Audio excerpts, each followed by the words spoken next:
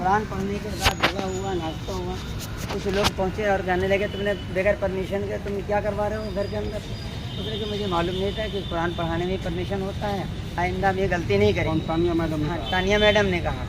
तो आदमी को नॉर्मल हो जाना चाहिए। आपके फ्लैट में कोई रह रहे हैं, वो कह रहे हैं गलती हो गई है, यहाँ के नियम का पता। गलती क्या है भाई? देख गलती क्या है? नहीं, गलती तो नहीं है। अगर हम अपने घर में सत्यनारायण भगवान की पूजा करेंगे तो हम किसी से परमिशन लेने जाएंगे? जी जी। अब उसके बाद में जो है मैं वहाँ से जब चला तो गेट पर कुछ बच्चे तो पढ़ने वाला तो स्पीड से चलते ही, छोटे बच्चे को देखा तो एकदम बच्चे एकदम भागा। और अरे क्यों भाग रहे भाई? उतने में तो हमें और मेरा बेटा जो LLB कर रहा बुरी तरह से मारने लगा। मेरे बच्चों को सीटा और उसको कपड़े फाड़ दिए, बहुत बुरी थी। जिसको हमने एक उंगली नहीं लगाया बचपन से 22 साल की उम्र तक, उस नौजवान बेटे को बूढ़े बाप के सामने को मॉब लिंचिंग कर देता जी। अच्छा जी। हाँ जी। और आपने तहरीर दी कि नहीं दी? नहीं दिया हूँ तहरीर, क्योंकि 100 आदमी घेरे हुए थे, उन्हीं की तरफ से सारा काम हो रहा था। हमारा मोबाइल जमा था, फिर बाद में जो है हमें मोबाइल नहीं लिया मेरा, और उसके बाद में कहा कि लड़का अब यहीं रहेगा और बाद में हम छोड़ देंगे जब भीड़ कम हो जाए। यहाँ कितने लोग आए? उधर से तो कम से कम मेरे ख्याल से 100 से भी ज़्यादा होंगे, गिनती तो नहीं किया। फ्लैट वाले? हाँ, फ्लैट वाले तो इतना नहीं थे, लेकिन उनके साथ बजरंग दल के लोग थे, और लोग? क्योंकि हम जानते नहीं, हम सब चक्कर में भी नहीं रहते हैं। हाँ, फ्लैट वाले तो लड़ाई झगड़ा ही नहीं पसंद करता भाई, और ना कोई अच्छा इमाम लड़ाई झगड़ा करेगा।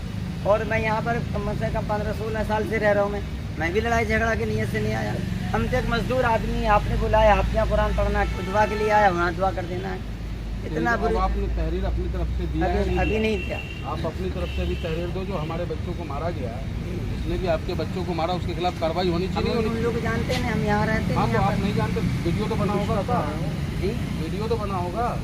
वीडियो होगा, CCTV भी होंगे। हाँ, CCTV कैमरे देख कर पाए। और ये कहा कि कल तुम्हारे बच्चों को भीड़ कम हो जाएगा तो छोड़ देंगे। खैर ये नहीं छोड़ा गया संडे को, बोले कल जमानत हो जाएगी कोतवाली से। 8:30 बजे तक कोर्ट में थे, घंटा घर गाजियाबाद, और वहाँ भी जमानत नहीं हुआ। फिर उसको दासना जेल भेज दिया गया, उस स्टूडेंट को, उस बच्चे को।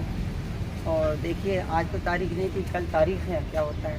मैं नहीं चाहता हूँ कि किसी तरह से ऐसे बलवा हो जो हमारा बच्चा उसमें सड़े।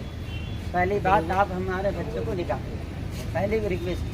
नहीं, बिल्कुल आपकी बड़ी बात है। हम नहीं चाहते। सबसे पहले हमें वो अभी उसका नहीं मिला है, FIR का उसका नहीं मिला है। पुलंदा जो पुलंदा बना है उसका भी कुछ नहीं मिला मेरे को। तो कम से कम FIR की अगर कॉपी मिल जाती मैं, तो हम अपने बच्चों को अभी मिलेगी। हाँ, तो हम 1 मिनट होगा। जैसा कि आप सभी को पता है कि गाजियाबाद थाना क्रॉसिंग रिपब्लिक के नज़दीक चित्रांश सोसाइटी में रह रही एक मुस्लिम परिवार, जो महिला है तान्या सैफी, न्यूज वायरल हो रहा है, जिसे हमने आपने देखा भी, सुना भी, और उसके प्रति प्रतिक्रिया भी व्यक्त हमने की थी। और आज क्योंकि मैं नहीं चित्रांश सोसाइटी की उस महिला को जानता था, लेकिन हाँ, पीड़ित होने के नाते मेरा फर्ज बनता था कि मैं उस पीड़ित के पास पहुंच करके वास्तविकता से अवगत हूं और उनको न्याय दिलाने का कार्य करूं। इस संबंध में जब थाना प्रभारी महोदया से जब मैं मिला, प्रीति गर्ग जी से, उन्होंने कहा कोई ऐसा मामला नहीं है, कोई हिंदू मुस्लिम का मामला नहीं है, मामला जो है सिर्फ और सिर्फ मारपीट का, और मारपीट में मुकदमा दर्ज हुआ। सर्टिफाइड हम हुए। ACP महोदया से भी बात हुई, उन्होंने भी कहा कि इसमें कोई ऐसी बात नहीं है। हमने कहा कि हम पीड़ित परिवार से मिलना चाहते हैं, तो हमसे कहा गया कि मिल करके खामखा माहौल आप खराब करेंगे। हमने कहा मैम, हमारा काम माहौल ख़राब करना नहीं, पीसफुल करना माहौल है, और न्याय भी मिलना चाहिए। खैर, अंतोगत्वा हमने प्रयास कर तानिया सैफी जी का मोबाइल नंबर कहीं से प्राप्त किया। जो तानिया सैफी जी से हमारी बात हुई, उनका कहना था कि भाई हमारे बच्चों का स्वास्थ्य खराब था, स्वास्थ्य लाभ के लिए हमने कुरान का पाठ करवाया, जिसमें हमने मौलाना को बुलवाया था।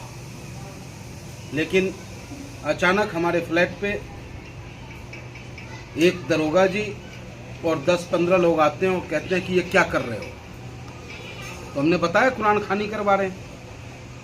उन्होंने उसका वीडियो बनाया और कहा परमिशन था तुम्हारे पास। तो पहली बात तो इसके लिए परमिशन की आवश्यकता नहीं है। उन्होंने फिर भी कहा कि भैया हमें नहीं पता था, अगर परमिशन लेना होता है तो गलती हो गई, मैं माफ़ी चाहता हूँ। दैट्स ऑल, कहानी खत्म हो जाती है। दरोगा जी अपने गंतव्य जाते हैं, लेकिन जब आए हुए मेहमान जो होते हैं, मौलाना होते हैं, उनके साथ बच्चे होते हैं, जब वो जा रहे होते हैं, जो मौलाना साहब का कहना है, आप मेरा वीडियो देखेंगे, इसके साथ अटैच है वीडियो, क्योंकि मौलाना साहब से हमने मुलाकात की है। मौलाना साहब ने अपनी पीड़ा बताई है, किस तरीके से उनके बेटे के साथ मार पिटाई की गई, उनको जेल भेज दिया गया और भीड़ ने हमला किया। मौलाना साहब को कहना है कि सोसाइटी के रहने वाले लोग तो लड़ाकू नहीं हो सकते, न वो लड़ाकू थे। बाहरी भीड़ थी जो बजरंग दल के नाम से शोर मचा रहे थे और हमारे बच्चों के साथ मार पिटाई की, हमारे साथ मार पिटाई की और जब मैंने उनसे पूछा कि आपने तहरीर दी, कहा हमारा कोई सुनने वाला नहीं था, न सुन रहा था, वही लोग सुनते रहे, वही कहते रहे और हमारे बच्चों को जेल भेज दिया जो LLB की तैयारी कर रहा है। मैंने उनसे यही कहा कि भाई घबराएं नहीं, संविधान सबके लिए बराबर काम करता है और आपके साथ ऑल इंडिया मजलिस इत्तेहादुल मुस्लिमीन है, हम हैं आपके साथ, आप भी अपनी तहरीर दें। और कल के लिए समय हमने मांगा है ACP महोदय से,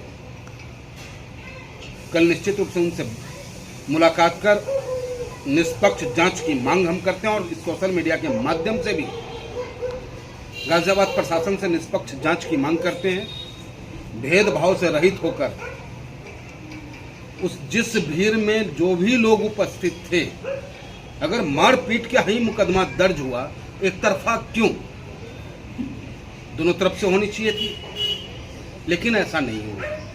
चलिए, मैं समझता हूं कि प्रशासन माहौल को शांत करने के लिए ऐसा किया, लेकिन उसके साथ साथ अगर मौलाना साहब का बेटा जेल जाएगा जो मार खाया है, तो मारने वाला बाहर क्यों, उस पर भी कार्रवाई हो, ये मांग ऑल इंडिया मजलिस इत्तेहादुल मुस्लिमीन करता है। सोशल मीडिया के माध्यम से मैं मांग करता हूं कि निष्पक्ष होकर गाजियाबाद की पुलिस काम करे और दूध का दूध, पानी का पानी कर दे।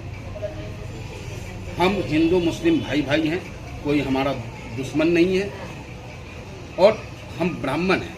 अगर हमें कोई अपने घर पे भगवान की कथा करने के लिए बुलाए तो क्या उसके लिए परमिशन की आवश्यकता होगी? मैं अपने घर पे बुलाऊं, परमिशन की आवश्यकता होगी?